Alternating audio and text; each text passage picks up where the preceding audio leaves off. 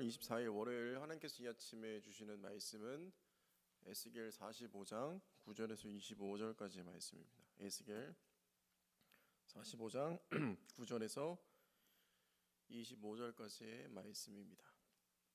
주 여호와께서 이같이 말씀하셨느니라. 이스라엘의 통치자들아, 너에게 만족하니라. 너희는 포악과 겁탈을 제거하여 버리고 정의와 공의를 행하여 내 백성에게 속여 빼앗는 것을 그칠지니라. 주 여호와의 말씀이니라. 너희는 공정한 저울과 공정한 에바와 공정한 밭을 쓸지니 에바와 밭은 그 용량을 동일하게 하되 호멜의 용량을 따라 밭은 10분의 1 호멜을 담게 하고 에바도 10분의 1 호멜을 담게 할 것입니다. 네, 권사님. 아니요, 제가 지금 다른 거 좀 하고 있어서 그냥 권사님 제가 그냥 송신 권사님한테 좀 말씀드릴게요.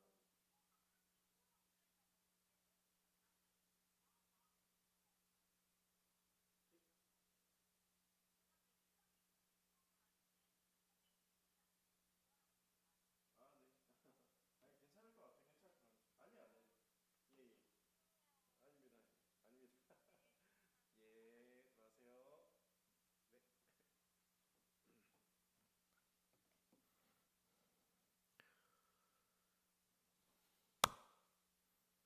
에바와 밭은 그 용량을 동일하게 하되 호멜의 용량을 따라 밭은 10분의 1 호멜을 담게 하고 에바도 10분의 1 호멜을 담게 할 것이며 세겔은 20계라니 20세겔과 25세겔과 15세겔로 너희 만회가 되게 하라. 너희가 마땅히 드릴 예물은 이러하니 밀 한 호멜에서는 6분의 1 에바를 드리고 보리 한 호멜에서도 6분의 1 에바를 드리며 기름은 정한 규례대로 한 고루에서 10분의 1 밭을 드릴지니 기름의 밭으로 말하면 한 고루는 10밭 곧 한 호멜이며 10밭은 한 호멜이라.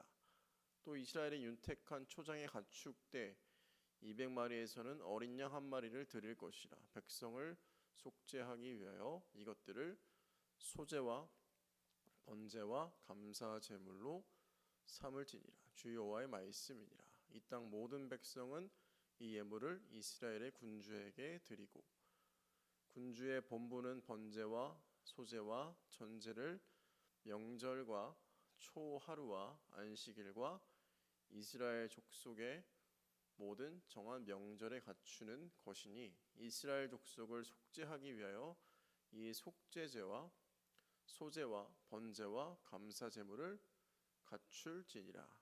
여호와께서 이같이 말씀하셨느니라. 첫째 달 초하루 날에 흠없는 수송아지 한 마리를 가져다가 성소를 정결하게 하되 제사장이 그 속죄제 희생 제물의 피를 가져다가 성전 문설주와 제단 아래층 내 모퉁이와 안뜰 문설주에 바를 것이요 그달 7일에도 모든 과실범과 모르고 범죄한 자를 위하여 역시 그렇게 하여 성전을 속죄할지니라. 첫째 달 열 나흔 날에는 유월절을 7일 동안 명절로 지키며 누룩 없는 떡을 먹을 것이라.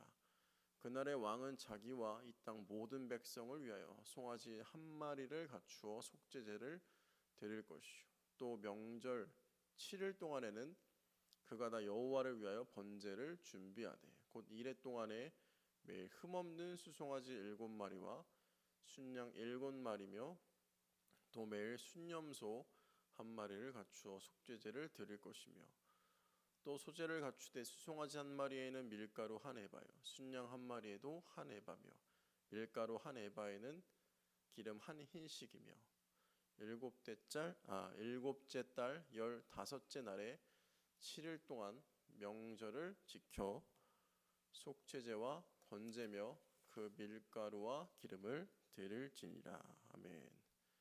네, 오늘 말씀을 가지고 정의롭게 살고 충성되게 섬기는 성도라는 제목을 함께 말씀의 은혜를 나누도록 하겠습니다.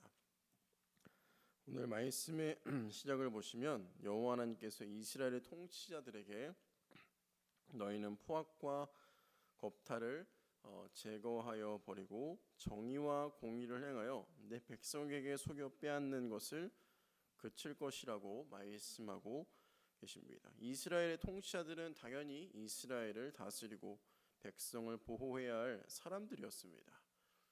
하나님께서 그들에게 백성을 다스릴 수 있는 권한과 책임을 주셨습니다.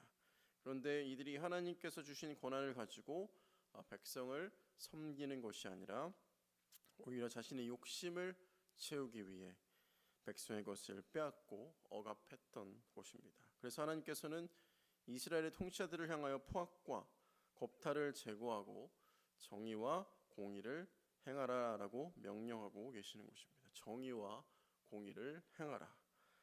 그래서 10절을 이어서 보시면 너희는 공정한 저울과 공정한 에바와 공정한 밭을 쓸지니. 여기서 에바와 밭은 당시 이스라엘에서 물건의 양을 측정할 때 사용하던 단위입니다. 에바는 주로 곡식과 같은 마른 물건을 측정할 때 사용했고 밭은 기름이나 포도주와 같은 액체를 측정할 때 사용을 했습니다. 하나님께서는 이것을 사용할 때에도 반드시 공정하게 사용하라라고 말씀을 하시는 것입니다. 그런데 정의롭고 공정해야 할 이스라엘의 지도자들은 그러하지 못했다라는 것입니다. 그들은 하나님의 백성들에게 포악했으며 겁탈을 일삼았습니다. 백성의 것을 빼앗고 자신의 권력과 지위를 이용하여 약한 자들을 억압했습니다. 공정한 저울을 사용해야 할 자들이 오히려 저울을 속였고 백성의 권리를 지켜줘야 할 자들이 도리어 백성의 삶을 어렵게 만들었습니다. 하나님은 이제 그러한 그들에게 포악과 겁탈, 정의롭지 못하고 공의롭지 못함을 다 버리고 정의와 공의를 행하라라고 말씀하시는 것입니다. 여러분 왜 그렇습니까? 하나님이 공의와 정의의 하나님이시기 때문입니다.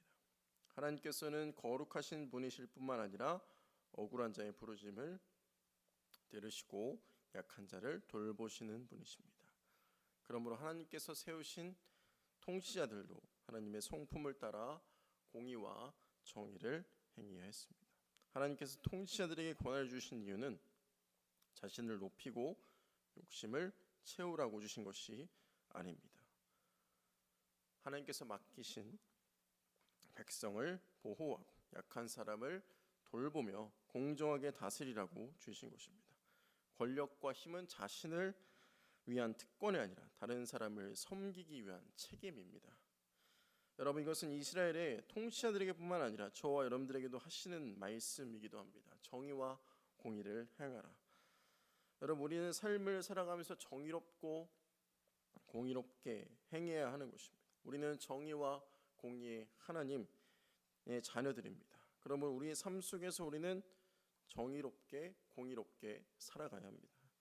물론 우리가 살아가는 세상은 항상 공정하지만은 않습니다. 때로는 정직하게 살아가는 사람들이 오히려 손해를 보는 것처럼 보일 때도 있고 바르게 행동하는 사람이 억울한 일을 당할 때도 있습니다. 반대로 자신의 이익을 위해 다른 사람을 속이고 이용하는 사람이 더 많은 것을 얻는 것처럼 보일 때도 있습니다. 그러나 여러분 하나님의 자녀인 우리는 세상의 방식과 세상의 기준을 따라가는 살아가는 사람들이 아닙니다. 우리는 하나님의 말씀에 순종하여 하나님의 성품을 닮아 정의롭게 공의롭게 살아가야 하는 것입니다. 그래서 때로는 내가 손해를 보더라도 정직해야 합니다. 내가 조금 불리해지더라도 다른 사람을 속이지 않아야 합니다. 나에게 힘이 있다고 해서 약한 사람을 함부로 대해서는 안 됩니다. 내가 가진 권한과 위치를 이용해서 다른 사람을 억압해서는 안 되는 것입니다. 오히려 하나님께서 나에게 더 많은 것을 맡기셨다면 그것을 가지고 다른 사람을 더 많이 섬겨야 한다는 것이죠. 이것이 바로 하나님의 성품을 닮아가는 성도들이 이 세상을 살아가는 삶의 모습인 것입니다. 또 오늘 이어서 말씀을 보시면 17절에 군주의 본부는 번제와 소제와 전제를 명절과 초하루와 안식일과 이스라엘 족속의 모든 정한 명절에 갖추는 것이니 이스라엘 족속을 속죄하기 위하여 이 속죄제와 소제와 범제와 감사제물을 갖출지니라라고 말하고 있습니다. 하나님은 본분에 대해서 말씀하고 계십니다. 이스라엘의 통치자들에게 맡겨진 본분은 백성을 억압하거나 자신의 욕심을 채우는 일이 아니라 정의롭고 공의롭게 행하며 백성이 하나님 앞에 바르게 예배드리도록 돕고 책임 있게 섬기는 일이었습니다. 17절은 군주가 명절, 초하루, 안식일 등 정한 절기에 필요한 번제, 소제, 또 속죄제, 감사제를 마련하여 이스라엘 족속의 속죄와 예배를 돕도록 규정하는 것입니다. 백성들이 예배를 잘 드릴 수 있도록 자신의 본분을 잘 지켜야 하는 것입니다. 여러분, 우리들의 신앙생활도 마찬가지입니다. 여러분, 본분의 뜻은 사람이 저마다 가지는 본디의 신분이나 마땅히 지키고 해야 할 의무와 직분을 의미합니다. 하나님께서도 저와 여러분들에게 교회 안에서 그러한 본분을 맡겨주셨습니다. 어떤 사람에게는 목회자로서 본분을, 어떤 사람에게는 장로와 권사와 집사로서의 본분을, 또 어떤 사람에게는 교사로서의 본분을, 찬양과 기도로 섬기는 본분을 맡겨주셨습니다. 그리고 교회 안에서 어떤 직분을 맡지 않았다고 할지라도 우리 모두에게는 하나님의 자녀로서 지켜야 할 본분이 있는 것입니다. 그렇다면 여러분, 하나님께서는 우리에게 왜 이러한 본분을 맡기신 것입니까? 나를 드러내고 나의 이름을 높이라고 맡겨주신 것이 아닙니다. 하나님을 섬기고 교회를 섬기고 다른 사람을 섬기라 맡겨주신 것입니다. 그래서 우리는 하나님께서 나에게 맡겨주신 본분을 가볍게 생각해서는 안 됩니다. 내가 맡은 일이 작아 보인다고 해서 중요하지 않은 것이 아닙니다. 사람들에게 잘 보이지 않는 자리에서 섬긴다고 해서 하나님께서 보지 않으시는 것도 아닙니다. 하나님께서는 우리가 어떤 자리에서 얼마나 큰 일을 했느냐보다 맡겨주신 자리에서 얼마나 충성되게 섬겼는지를 보신다라는 사실입니다. 여러분, 그러므로 우리가 교회에서 맡은 직분을 가볍게 여겨서는 안 되며 우리는 그 본분을 다하기 위하여 최선을 다해야 하는 것입니다. 교회와 성도님들을 섬기고 하나님의 나라를 이루어가기 위하여 우리에게 맡겨주신 직분에 충성하며 우리의 본분을 다하며 살아가야 하는 것입니다. 그렇습니다. 여러분, 오늘 말씀을 통해 하나님은 우리들에게 말씀하십니다. 하나님의 자녀로서 정의와 공의를 행하라. 그리고 교회에서 맡은 직분에 대하여 충성하며 우리의 본분을 다할 것을 말씀하고 계십니다. 여러분, 그러면 하나님의 말씀에 순종하여 우리는 삶에 있어서 언제나 정의롭고 공의롭게 행해야 되는 줄을 믿습니다. 하나님의 자녀답게, 비록 그렇게 하면 손해를 본다고 할지라도 하나님이 다 보고 계시다는 사실을 분명하게 믿으며 하나님 앞에 부끄럽지 않은 삶을 살기 위하여 정의와 공의를 행하는 삶을 살아야 되는 줄을 믿습니다.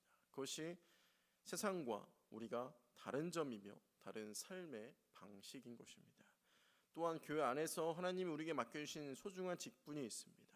교회를, 성도님들을 섬기라고 주신 그 직분을 우리는 가볍게 여겨서는 안 되며 최선을 다하여 맡은 바 직분을 잘 감당하며 우리에게 맡겨주신 본분을 다해야 되는 줄을 믿습니다. 그 일이 큰 일이건 작은 일이건 하나님이 맡기신 직분이라면 충성을 다하여 그 직분을 감당하며 우리의 본분을 다해야 될 줄 믿습니다. 하나님께서는 바로 그렇게 하나님을 사랑하는 마음으로 직분을 잘 감당한 사람들에게 상급을 내려주실 줄 믿습니다. 바라기는 저와 여러분 우리 모두가 오늘 말씀대로 우리가 그렇게 정의롭게 공의롭게 행하는 하나님의 자녀로서 이 세상을 살아가며 또 하나님 맡기신 직분을 충성스럽게 잘 감당해 나가는, 그래서 하나님께 잘했다 칭찬을 받고 상급을 받는 그러한 복된 삶이 될 수 있기를 그러한 여러분들이 될 수 있기를 간절히 바라고 소원합니다.